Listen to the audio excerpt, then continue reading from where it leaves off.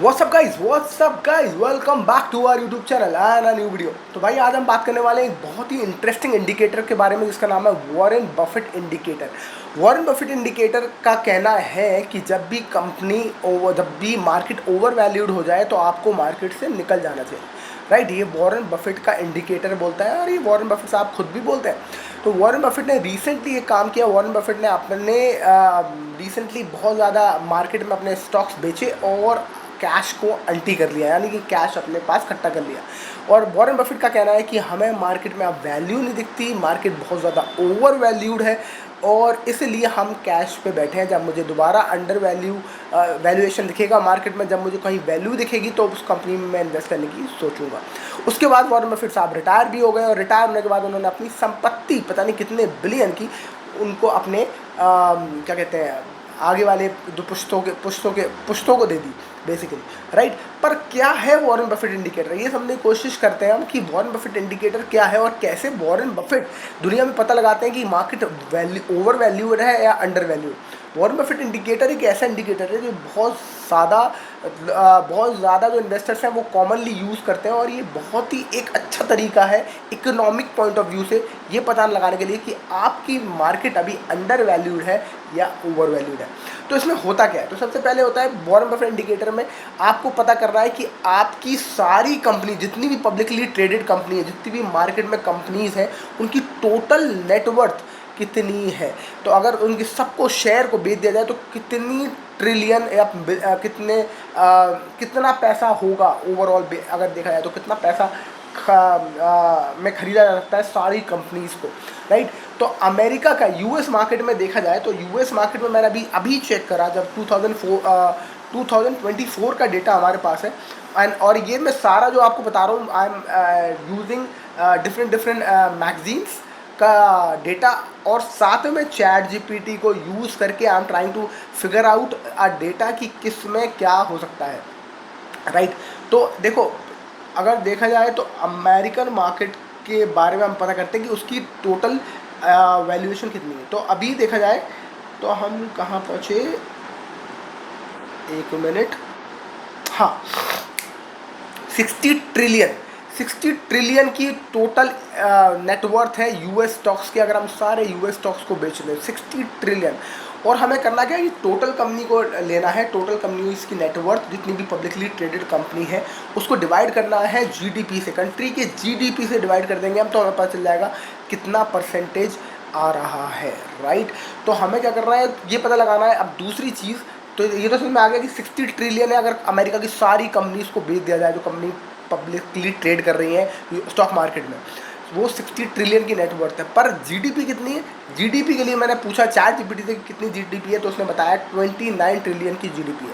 तो 60 trillion divided by 29 trillion मतलब कि net worth of all the companies, उसके divided by GDP of the country. तो 60 trillion divided by 29 which is 204.5% आ रहा है जो हमारा जो फिगर आ रहा है। अब 204.5% क्या बताता है मैं, वॉरेन बफेट के हिसाब से जब भी मार्केट 100% के नीचे हो तब आपको सस्ती चीज़ें मिलती हैं और इस वक्त ये 205% पहुंच रहा है। आप समझ रहे हो कितना ज़्यादा ओवर वैल्यूड है अमेरिकन स्टॉक मार्केट एज पर वॉरेन बफेट इंडिकेटर। तो अगर हम इसको समझने की कोशिश करें तो हम एक बार हमें एक क्या कहते हैं एक टेबल मैंने बनाई है जिसमें आपको पता चलेगा कि 70% के अगर ऊपर है और 90% के 70 to 90% के बीच में है तो आप समझ लो कि मॉडरेटली अंडर वैल्यूड कंपनीज है, आप खरीदारी स्टार्ट कर सकते हैं। 90% के से 110% के बीच में फेयरली वैल्यूड है, ठीक है, खरीद सकते हैं। 90% से 110% के बीच में, 110 से 130% में मॉडरेटली ओवर वैल्यूड है और 130% के ऊपर सिग्निफिकेंटली ओवर वैल्यूड है। 130% के ऊपर बहुत ज़्यादा ओवर वैल्यूड है मार्केट। और अभी जो यूएस मार्केट का निकल के आ रहा है वो आ रहा है 204%।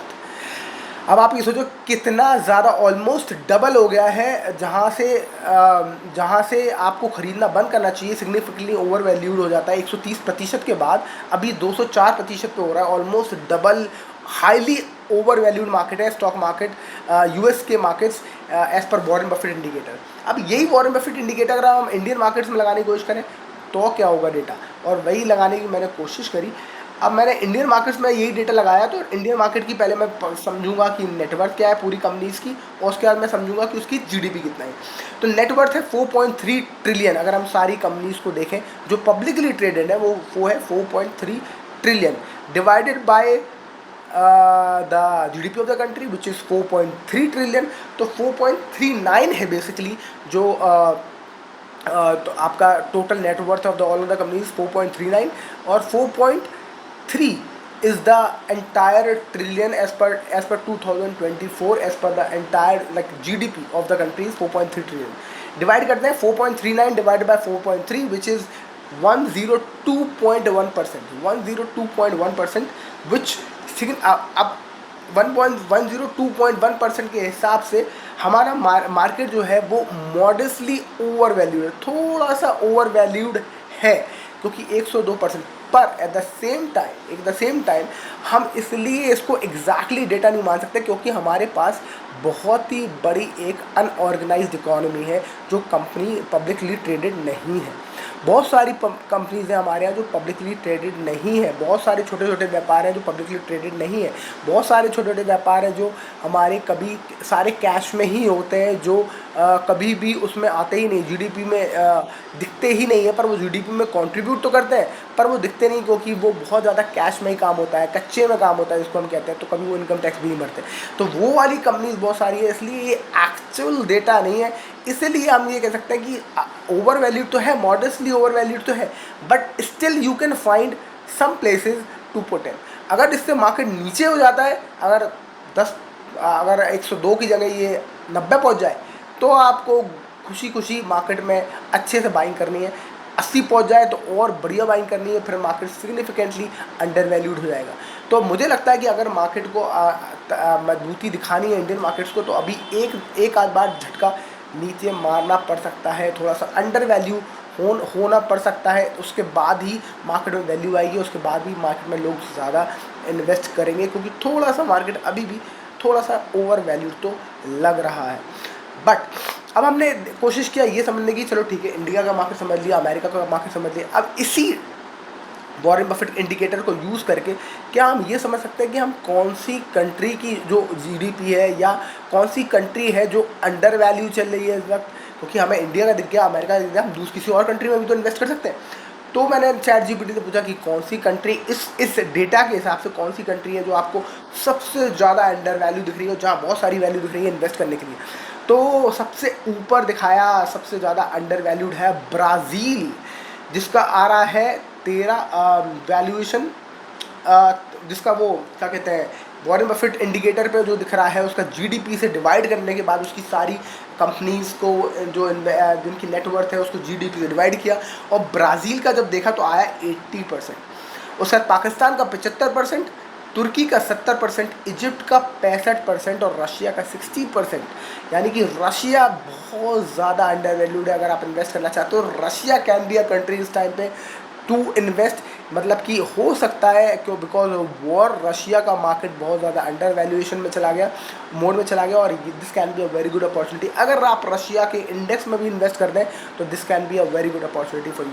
अब आप कैसे करोगे उसके बारे में हम बात करते हैं आगे। इजिप्ट का है, इजिप्ट में 65%, वहाँ आप इन्वेस्ट कर सकते हो। तुर्की का 70%, वहाँ आप इन्वेस्ट कर सकते हो। पाकिस्तान 75%, वहाँ करके इन्वेस्ट करके क्या ही करोगे, राइट। तो अगर आप देखा जाए तो टोटल 75, 70 रशिया, इजिप्ट और तुर्की मुझे 3 कंट्री बहुत बढ़िया लगे इन्वेस्ट करने के लिए, जो कि 60, 70, 75 के लपेटे में घूम रही है। इनका मार्केट का वैल्यूएशन जो परसेंटेज हमने निकाला as per Warren Buffett indicator. अब मैंने क्या किया, मैंने सोचा कि मैं कैसे इन्वेस्ट कर सकता हूँ, तो मैंने तुर्की के मार्केट में इन्वेस्ट करने के लिए, इंडेक्स में इन्वेस्ट करने के लिए मैं गया तुर्की की मार्केट। अब तुर्की की मार्केट में बहुत सारे इंडिया के जो ब्रोकर्स हैं उसके वो आपको अलाउ नहीं करते कि आप तुर्की की मार्केट में इन्वेस्ट करो। आप चाइना की मार्केट में इन्वेस्ट कर सकते हो थ्रू ETF, आप अमेरिका की मार्केट में इन्वेस्ट कर सकते हो थ्रू ETF, पर तुर्की की मार्केट का, रशिया की मार्केट का इन्वेस्ट आप नहीं कर सकते, क्योंकि ऐसा कोई ETF बना नहीं है अभी तक, तो लॉन्च नहीं हुआ, पर this is a very good opportunity उन लोगों के लिए जो ETF बनाना चाहते हैं। तो उनको रशिया और तुर्की का ETF बनाना चाहिए, या जो रशिया और तुर्की के मार्केट को रिस्पॉन्ड करे उनका ETF बनना चाहिए, क्योंकि अब लोगों को ज़्यादा नॉलेज आ गई है इस तरीके से इन्वेस्ट करने की, जिससे कि वो लोग अपना पैसा डाइवर्सिफाई कर पाए दूसरी कंट्रीज़ की तरफ भी। अब देखा जाए तो मैंने तुर्की में इन्वेस्ट किया। तुर्की में इन्वेस्ट कैसे किया मैंने इंडी मनी ऐप से गया। इंडी मनी ऐप से आप यूएस के स्टॉक्स में इन्वेस्ट कर सकते हो, तो यूएस का मार्केट आपके लिए खुल जाता है इंडी मनी ऐप के थ्रू। पहले आपको डॉलर खरीदने होते हैं और डॉलर के बाद आप इन्वेस्ट कर सकते हो उसमें। तो मैंने इंडी मनी ऐप में डॉलर खरीदे, डॉलर के थ्रू मैं गया वहाँ, तो मुझे तुर्की का इंडेक्स दिख गया, विच इज़ MSCI तुर्की। अगर आप सर्च करोगे इंडी मनी में तो आपको मिल जाएगा। तो MSCI तुर्की, और वो ब्रैकेट में शॉर्ट फॉर्म में होता है TUR, तो ये उसका शॉर्ट फॉर्म है। तो आपको वो मिल जाएगा और आप उसमें इन्वेस्ट कर सकते हो तुर्की के मार्केट में, क्योंकि तुर्की का मार्केट बहुत ज़्यादा अंडर वैल्यू दिख रहा है इस वक्त। तो अगर आप ऐसे भी सोचो कि अगर आप क्यों मतलब why not we should think global, तो अगर हम ग्लोबली सोचना चाहें और हम सोचना चाहें कि हम उस कंट्री में जाते हैं ना जो सबसे सस्ती मिल रही है, अभी सस्ते दामों पे मिल रही है, उसको खरीदते हैं। जब उसका जो थोड़ा सा वो अच्छी खासी वैल्यूएशन पे आएगी, फिर दूसरी कंट्री में चले आएंगे जो अंडर वैल्यूड है। तो अगर हम ऐसा अपने पैसे को रोटेट करें तो वो ज़्यादा बेहतर नहीं है, क्योंकि हमेशा पूरी दुनिया में कहीं ना कहीं एक बुल रन चल रहा होता है और कहीं ना कहीं एक बियर फेस चल रहा होता है। हमें लगता है कि बुल रन चल रहा है तो पूरी दुनिया का चल रहा है, ऐसा नहीं है। बुल रन जब चल रहा होता तो कहीं ना कहीं किसी कंट्री में ज़रूर बुल रन चल रहा होता है और कहीं ना कहीं बियर फेस चल रहा होता है। तो American market significantly over value दिखते हैं वॉरेन बफेट इंडिकेटर के थ्रू। तो मुझे लगता है बहुत सारा पैसा अमेरिका से निकल के दूसरी कंट्रीज़ में जाएगा, लोग इन्वेस्ट करेंगे।